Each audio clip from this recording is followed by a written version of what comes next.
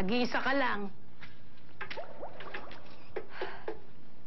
Nahuli kasi sila na mga humahabol sa amin. Ako lang nakatakas.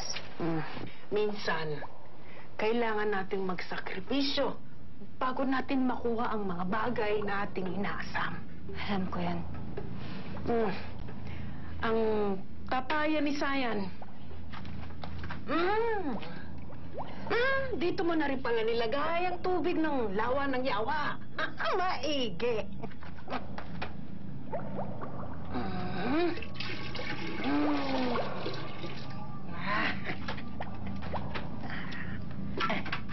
Ang bunga ng puno ng adaneba.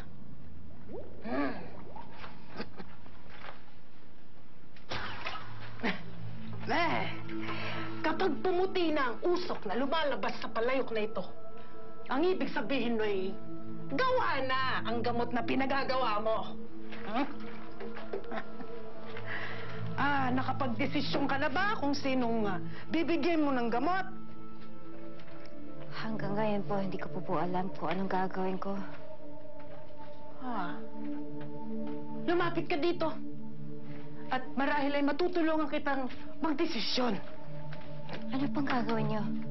Ipapakita ko ang sitwasyon ng iyong ama. At pati na rin ni Reyna Apellana.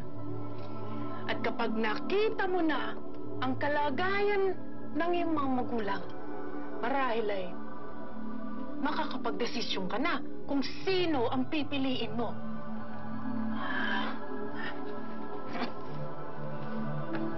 Halika.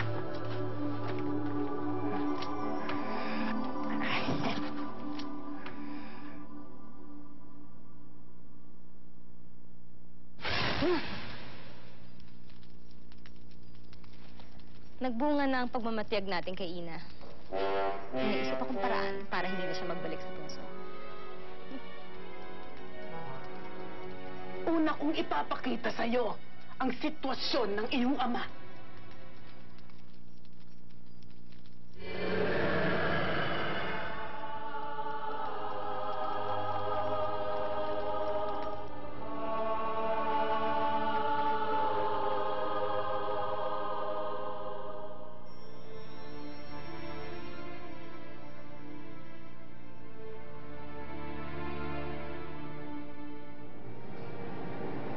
Marisa,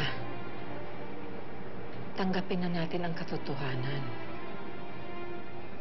Comatose na si Cardo, hindi na siya gigising. At anong gusto niyong gawin ko? Magdesisyon ako na patayin na lang si Cardo ng ganun-ganun lang? Hindi ko magagawa yun kay Cardo.